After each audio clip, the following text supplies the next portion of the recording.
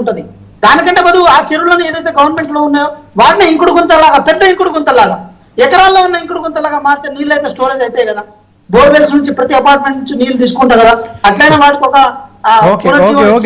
అని చెప్పి మేము దాని ఇట్లా తీసుకున్నాం. ఓకే వెంకటరెడ్డి గారు చెప్పండి. ఎట్లా చూస్తారు? మొత్తానికైతే వెంకట్ చెప్తున్నాడు, అదే క్రమంలో పొలిటికల్ అనలిస్ట్ విజయ్ నారా గారు కూడా చెప్తున్నారు. సో స్థానిక సంస్థల ఎన్నికల్లో 90% అధికార పార్టీకే విజయావకాశాలు ఉంటాయి.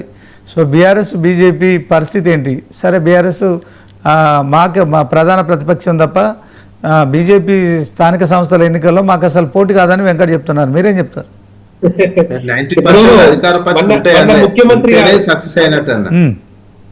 మన ముఖ్యమంత్రి గారు ఒక మాట చెప్పారు, మాకు పోటీ అంటూ ఉన్నదంటే బీఆర్ఎస్ అసలు లేనే లేదు, ఓన్లీ బీజేపీ తోటే మా పోటీ అని చెప్తే వీళ్ళేమో మా బీఆర్ఎస్ తో పోటీ అని చెప్పి వీళ్ళు చెప్పుకుంటున్నారు బయట మీడియాలో. ఏం చెప్పాలి అట్లా? మరి మీరు ముఖ్యమంత్రి గారు ముఖ్యమంత్రి గారు చెప్పిన మాటలు కూడా నమ్మట్లేదంటే గతి ఏ విధంగా?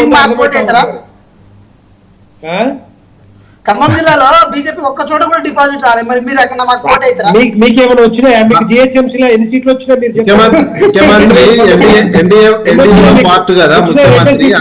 చెప్తున్నాడేమో. ఎన్ని సీట్లు వచ్చినా కాంగ్రెస్ వాళ్ళు కాంగ్రెస్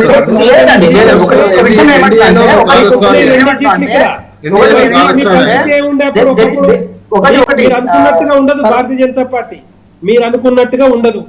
అప్పుడు కూడా బీఆర్ఎస్ పార్టీకి ఇట్లాగే చెప్పింది, అరే బీజేపీ ఆడుంది హైదరాబాద్ లా, బీజేపీ ఆడ గెలుస్తుంది, కార్పొరేట్లు ఎంతమంది గెలుస్తారని చెప్పి అవహేళన చేసింది. కానీ అలాంటి పార్టీకి మేము ఏ విధంగా మేము చూపించామో అర్థమవుతా ఉంది. 48 మంది corporate గెలిపించుకున్న party Bharatiya Janata party. మీరు అంతా ఈజీగా తీసుకున్నారు అంటే డెఫినెట్ గా తెలంగాణ ప్రజలు అంత ఈజీగా తీసుకోరు. మీ పార్టీలు తీసుకోవచ్చు, కానీ తెలంగాణ ప్రజలు, హైదరాబాద్ ప్రజలు భారతీయ జనతా పార్టీ ఉండాలని అనుకుంటున్నారు.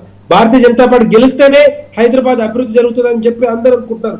బీఆర్ఎస్ పార్టీలో హయాంలో హైదరాబాద్ అభివృద్ధి జరగలే, కాంగ్రెస్ పార్టీ వచ్చిన తర్వాత ఏమీ జరగలే, ఏం చేయలే చెప్పాలి. ఏదో బతుకమ్మ కొంటలో ఇంకోకుండా చూపించి మేము అభివృద్ధి చేసినామంటే తెలంగాణ ప్రజలు, హైదరాబాద్ ప్రజలు నమ్మాలనా? ఎట్లా హైదరాబాద్ తీసుకొచ్చినంత మాత్రాన హైదరాబాద్ లో ఉన్న పేద ప్రజలు, మధ్యతరగతి ప్రజలు ఎవ్వరు కూడా ఓటేసే అవకాశం లేవు కాంగ్రెస్ పార్టీకి. బీఆర్ఎస్ పార్టీకి ఎందుకు వేయరు అంటే అని చూపిస్తున్నారు.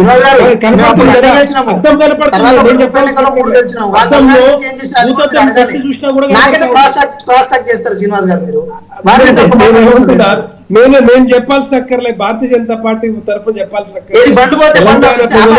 హైదరాబాద్ ప్రజలు ముఖ్యంగా ఏ విధంగా ఎవరు డెవలప్ చేసినా కనపడతా ఉంది.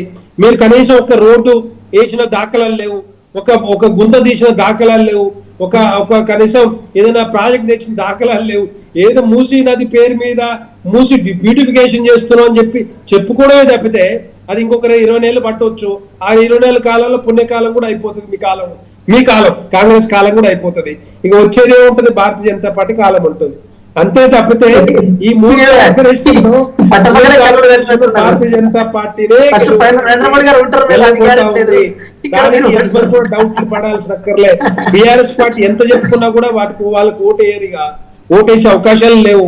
కాంగ్రెస్ పార్టీకి ఆల్టర్నేటివ్ గా బీజేపీ ఉంటదని చెప్పి ముఖ్యమంత్రి గారే ఒక భవిష్యత్తు చెప్పారు, భవిష్యత్ వాణిలాగా చెప్పారు. సో అది జాలిగా అంతవరకు. ఇంకా రెండో పాయింట్ ఏంటంటే, మిగతా ఖమ్మం కానీ లేకపోతే వరంగల్ కానీ 100% ఎందుకంటే మా అక్కడ కాజీపేట కోచ్ ఫ్యాక్టరీ కానీ, తర్వాత అక్కడ వచ్చిన ఇది ఇంకొక ఫ్యాక్టరీ కానీ డెఫినెట్ గా దీనికి ఏంటంటే అంటే పద్మశాలీలకి అక్కడ కూడా వచ్చింది.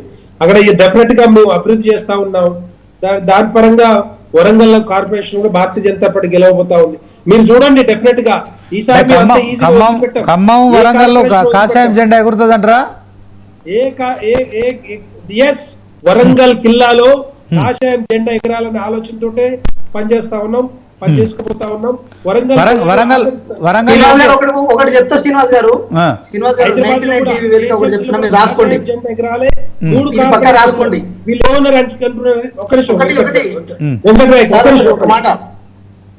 సార్ వెంకటరెడ్డి గారు ఒక మాట విషయం ఏంటంటే ఆయన 2016 వెంకటరెడ్డి గారు మాట్లాడినివ్వండి. రెడ్డి గారు మాట్లాడు. GHMC లో కూడా మీరు గెలవలేక మీకు సత్తా లేక ఈ హైదరాబాద్ ని 3 కార్పొరేషన్లు విభజించి పాలించు అన్నట్టు రకంగా మీరు ఆ పని చేయబోతా ఉన్నారు. ఇప్పుడు మీరు కూడా గెలవలేక చేతకాకనే మీకు ఈజీ కాదు అది, మీకు ఈజీ అవ్వదు. చూడండి 3 కార్పొరేషన్లు 3 కార్పొరేషన్లు 3 మేయర్లు. వెంకటరెడ్డి గారు బీజేపీ వాళ్ళు గెలవలేకనే చేతకాకనే ఇక మీరు ఎందుకంటే మీరు చెప్తా వినలేదు అంటే ప్రతి వినలేదు మీరు మీ ఇష్టం వచ్చినట్టు చేసుకుని పోదాం. ఓకే వెంకటరెడ్డి గారు రెడ్డి గారు జిహెచ్ఎంసీల పరిస్థితి ఏంది? సరే ఓకే 150 నుంచి 300 డివిజన్లు కాబోతున్నాయి. గతంలో బీఆర్ఎస్, బీజేపీ, ఎంఐఎం 3 కూడా 3 భాగాలు పంచుతున్నాయి. ఇప్పుడు అధికార పార్టీ కాంగ్రెస్ ఉంది కనుక, ప్రభుత్వంలో ఉంది కనుక వాళ్ళు మేజర్ షేర్ ఖచ్చితంగా ఏర్పాటు చేస్తారు. సరే 3 కార్పొరేషన్లను చేశారు. ఇప్పుడున్న పరిస్థితుల్లో జిహెచ్ఎంసీ ఎన్నికల మీద మీరేం చెప్తారు? అదే నేను ఏమంటున్నానంటే ఇప్పుడు 3 కార్పొరేషన్లు చేసినా కూడా మేము వద్దన్నా కూడా దాన్ని అస్తవ్యస్తంగా ఇష్టం వచ్చినట్టు చేసిరు. ఒక ప్రామాణిక పరంగా కానీ ఒక సైంటిఫిక్ గా చేసినట్టు కనపట్లే. ఒక దగ్గర ఎక్కువ ఉన్నారు నెంబరు, ఒక దగ్గర తక్కువ ఉన్నారు, ఒకటి చిన్నగా ఉంది, ఒకటి పెద్దగా ఉంది. ఆ విధంగా చేసుకుంటూ పోయింది తప్పితే వాళ్ళకి ఇష్టం వచ్చినట్టుగా అంటే జిహెచ్ఎంసీలో వాళ్ళ పార్టీ ఏదైతే ఎంఐఎం పార్టీ ఉందో ఆ ఎంఐఎం పార్టీకి ఒక కార్పొరేషన్ గెలిపించిద్దామనే ఆలోచన కాంగ్రెస్ పార్టీకి ఉంది. అందుకనే 3 చేశారు. దాంట్లో మేము వద్దని చెప్పినా కూడా చేశారు. అంటే బేసిక్ గా అర్థమవుతా ఉంది. అంతకుముందు బీఆర్ఎస్ పార్టీకి ఉన్నప్పుడు కాంగ్రెస్ ఎంఐఎం సంఖ్యను పెట్టుకుంది, ఎంఐఎం ని ఉప మేయర్ డిప్యూటీ మేయర్ చేసుకుంది, వీళ్ళు మేయర్ చేసుకున్నారు.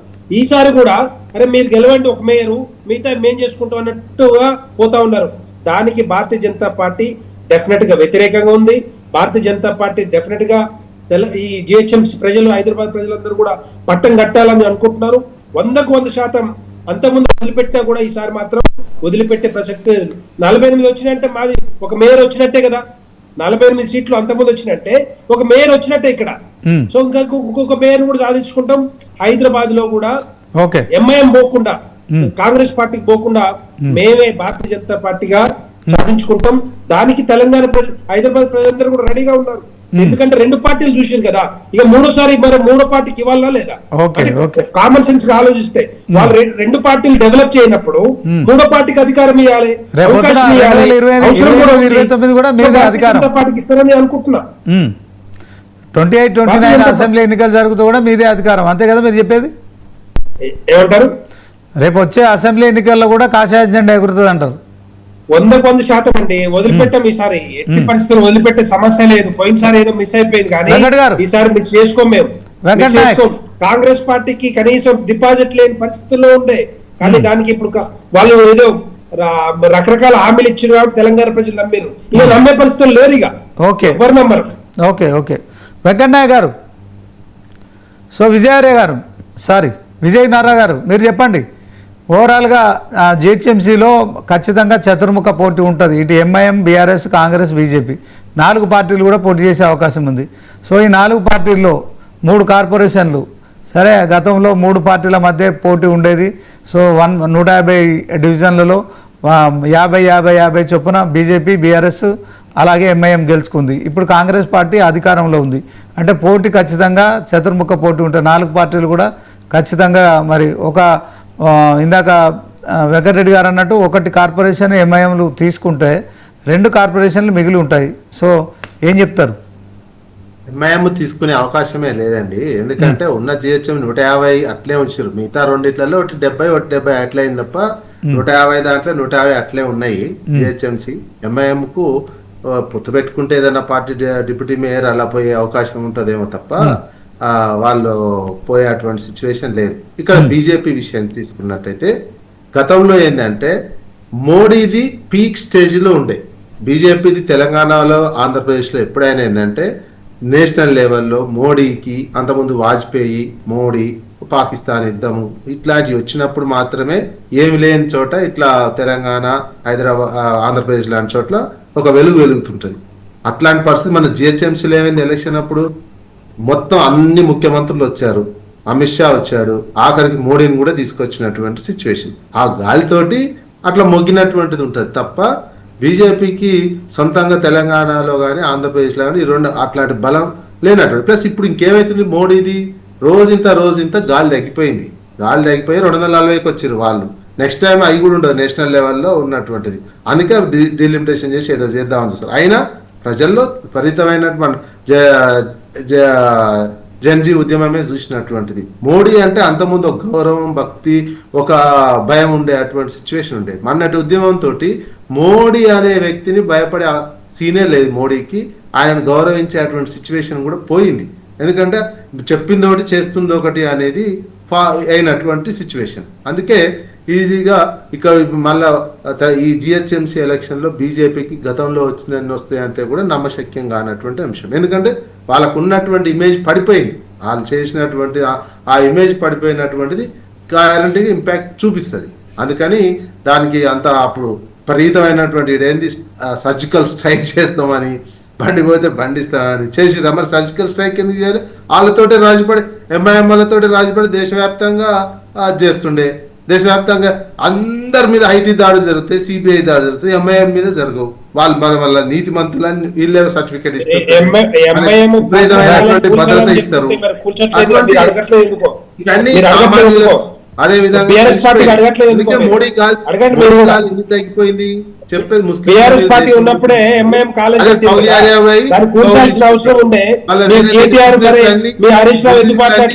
ఇస్తుంటారు. అందుకని ప్రజలకు అర్థమైపోయినటువంటి అంశము వీళ్ళు ఇక్కడ మాత్రమే ముస్లింలు చూపిస్తుంటారు ఓట్ల కోసమే అనేది హిందువులకు అర్థమైంది. హిందువులకు అర్థమైపోతే అయిపోయా. హిందువులను ఇన్ని రోజులు మభ్యపెట్టిన హిందువులకు అర్థమైంది కాబట్టి 240కి వచ్చింది. ఇప్పుడు జన్జీకి ఇంకెక్కువ అర్థమైంది. ప్రతి మోహన్ భగవత్ గారే అంటున్నారు కదా, క్వశ్చన్ చేస్తున్నారు. మోహన్ భగవత్ గారే జన్జీ ఈ రకంగా క్వశ్చన్ చేస్తుంది అనే విషయాన్ని